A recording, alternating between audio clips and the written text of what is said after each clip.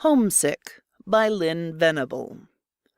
This story appeared in Galaxy Science Fiction, December of 1952. Extensive research by Project Gutenberg at Gutenberg.org did not uncover any evidence that the U.S. copyright had been renewed. Frankston pushed listlessly at a red checker with his right forefinger. He knew the move would cost him a man, but he lacked enough interest in the game to plot out a safe move.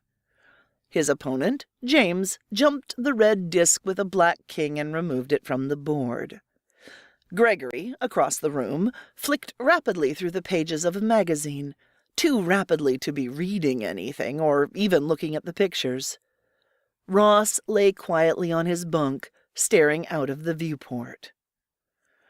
The four were strangely alike in appearance. Nearly the same age, the age where gray hairs finally outnumber black, or baldness takes over.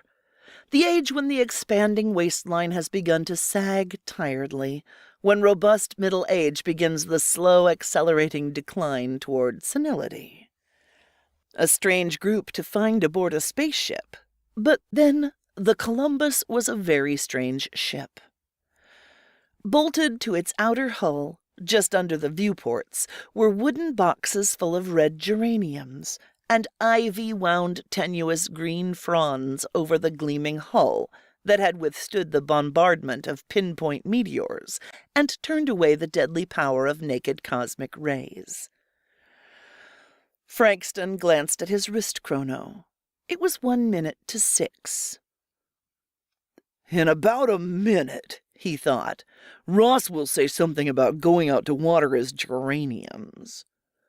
The wrist chrono ticked 59 times. "I think I'll go out and water my geraniums," said Ross. No one glanced up. Then Gregory threw his magazine on the floor. Ross got up and walked, limping slightly, to a wall locker. He pulled out the heavy, ungainly spacesuit and the big metal bulb of a headpiece. He carried them to his bunk and laid them carefully down. "Will somebody please help me on with my suit?" he asked. For one more long moment, no one moved. Then James got up and began to help Ross fit his legs into the suit. Ross had arthritis. Not badly, but enough so that he needed a little help climbing into a spacesuit. James pulled the heavy folds of the suit up around Ross's body and held it while Ross extended his arms into the sleeve sections. His hands, in the heavy gauntlets, were too unwieldy to do the front fastenings, and he stood silently while James did it for him. Ross lifted the helmet, staring at it as a cripple might regard a wheelchair which he loathed, but was wholly dependent upon. Then he fitted the helmet over his head, and James fastened it down and lifted the oxygen tank to his back. "Ready?" asked James. The bulbous headpiece inclined in a nod. James walked to a panel and threw a switch marked Inner Lock. A round aperture slid silently open. Ross stepped through it, and the door shut behind him as James threw the switch back to its original position.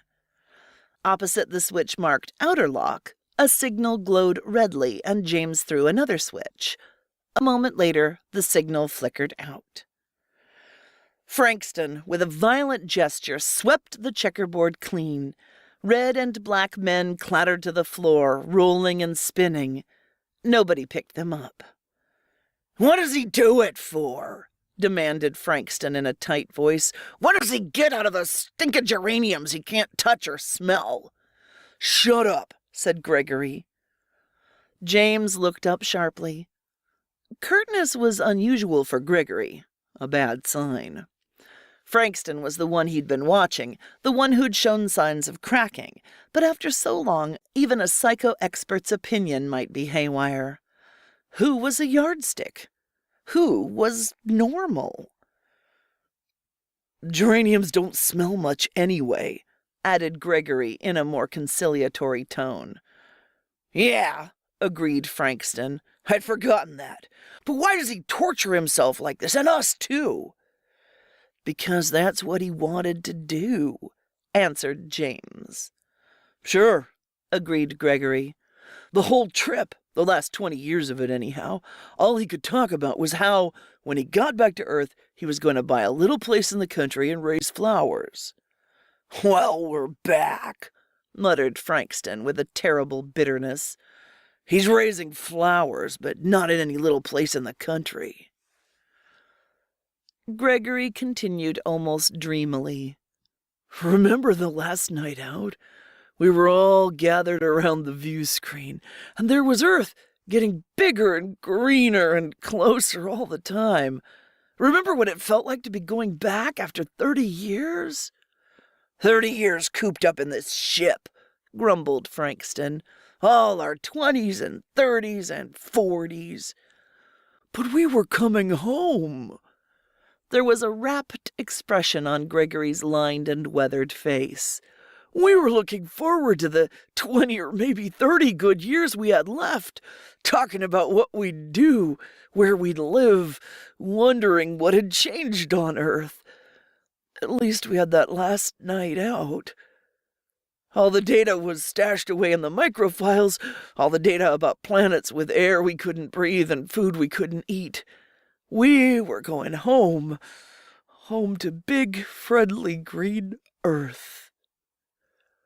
Frankston's face suddenly crumpled, as though he were about to weep, and he cradled his head against his arms. God, do we have to go over it all again? Not again tonight.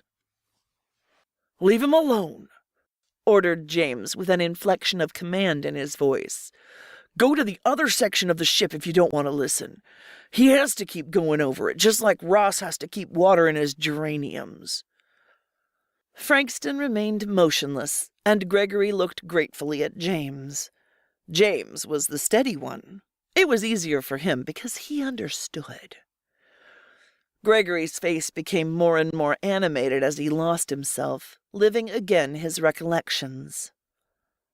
The day we blasted in, the crowds, thousands of people, all there to see us come in.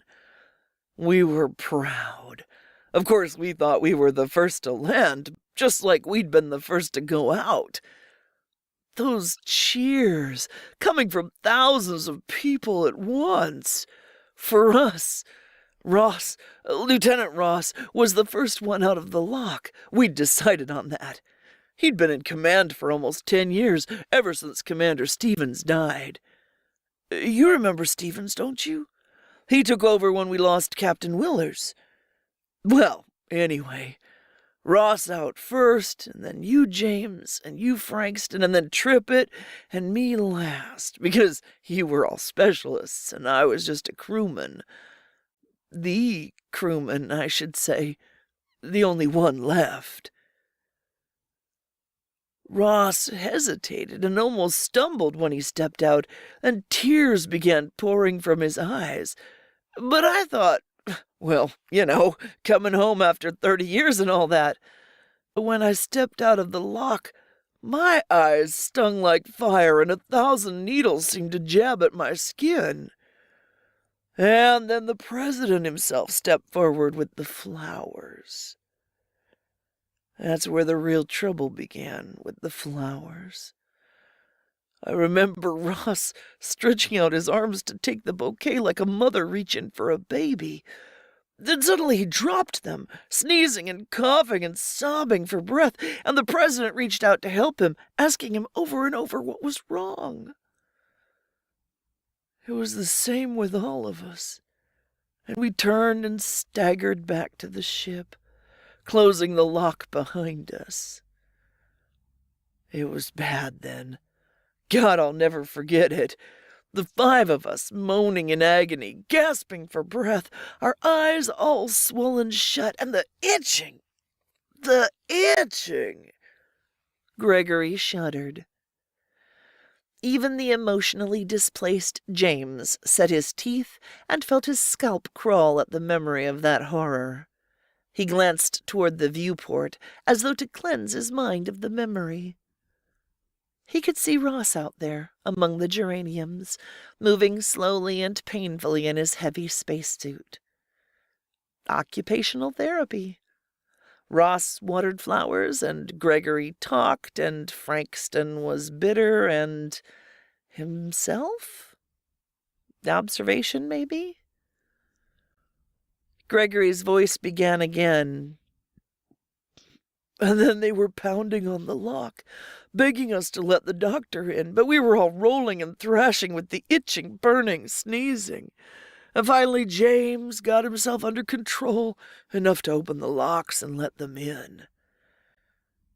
Then came the tests, the allergy tests. Remember those? They'd cut a little row of scratches in your arm.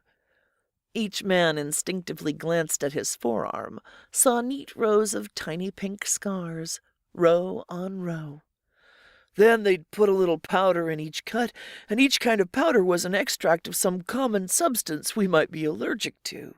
The charts they made were full of P's. P for positive. Long columns of big red P's. All pollen, dust, wool, nylon, cotton, fish, meat, fruit, vegetables, grain, milk, whiskey, cigarettes, dogs, cats, everything. And wasn't it funny about us being allergic to women's face powder? Ha! We were allergic to women from their nylon hose to their face powder. 30 years of breathing purified, sterilized, filtered air.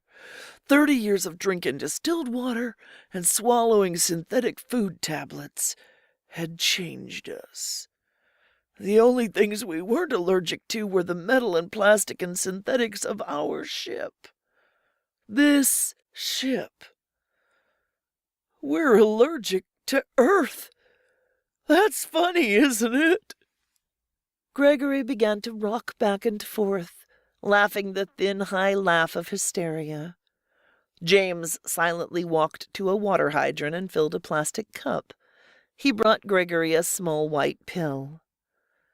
You wouldn't take this with the rest of us at supper. You'd better take it now. You need it. Gregory nodded bleakly, sobering at once, and swallowed the pellet. He made a face after the water. Distilled, he spat. Distilled. No flavor, no life. Like us. Distilled. If only we could have blasted off again. Frankston's voice came muffled through his hands. It wouldn't have made any difference where. Anywhere or nowhere. No, our fine ship is obsolete and we're old, much too old. They have the space drive now. Men don't make 30-year junkets into space and come back allergic to Earth. They go out and in a month or two they're back, with their hair still black and their eyes still bright and their uniforms still fit. A month or two is all. Those crowds that cheered us, they were proud of us and sorry for us, because we'd been out 30 years and they never expected us back at all. But it was inconvenient for spaceport. Bitter sarcasm tinged his voice. They actually had to postpone the regular monthly transgalactic run to let us in with this big, clumsy hulk. Why didn't we ever see any of the new ships either going out or coming back? Asked Gregory. Frankston shook his head. You don't see a ship when it's in space drive. It's out of normal space-time dimensions. We had a smattering of the theory at cadet school. Anyway, if one did flash into normal space-time, say for instance coming in for a landing, the probability of us being at the same place at the same time was almost nil. 2 ships passing in the night, as the old saying goes. Gregory nodded. I guess Trippett was the lucky one. You didn't see Trippett die, replied James. What was it? Asked Frankston. What killed Trippett? So quickly, too. He was only outside a few minutes like the rest of us, and 8 hours later he was dead. We couldn't be sure, answered James. Some virus. There are countless varieties. People live in a contaminated atmosphere all their lives, build up a resistance to them. Sometimes a particularly virulent strain will produce an epidemic, but most people, if they're affected, will have a mild case of whatever it is and recover. But after 30 years in space, 30 years of breathing perfectly pure, uncontaminated air, Trippett had no antibodies in his bloodstream. The virus hit and he died. But why didn't the rest of us get it? Asked Gregory. We were lucky. Viruses are like that. Those people talked about building a home for us, muttered Frankston. Why didn't they?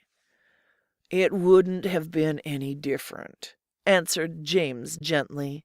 It would have been the same. Almost an exact duplicate of the ship, everything but the rockets. Same metal and plastic and filtered air and synthetic food. It couldn't have had wool rugs or down pillows or smiling wives or fresh air or eggs for breakfast. It would have been just like this. So, since the ship was obsolete, they gave it to us and a plot of ground to anchor it to, and we're home. They did the best they could for us, the very best they could. But I feel stifled, shut in. The ship is large, Frankston. We all crowd into this section because without each other, we'd go mad.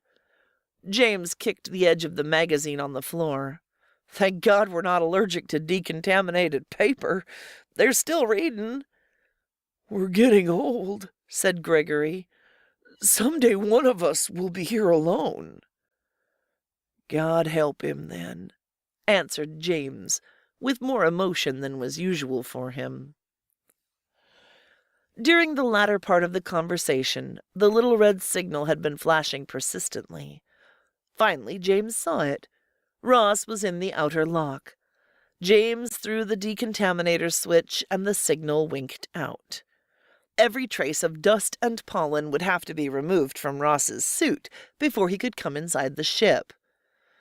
Just like on an alien planet, commented Gregory. Isn't that what this is to us? An alien planet? Asked Frankston, and neither of the other men dared answer his bitter question. A few minutes later, Ross was back in the cabin, and James helped him out of his spacesuit. How are the geraniums, Ross? Asked Gregory. Fine, said Ross enthusiastically. They're doing just fine. He walked over to his bunk and lay down on his side so he could see out of the viewport. There would be an hour left before darkness fell, an hour to watch the geraniums. They were tall and red and swayed slightly in the evening breeze.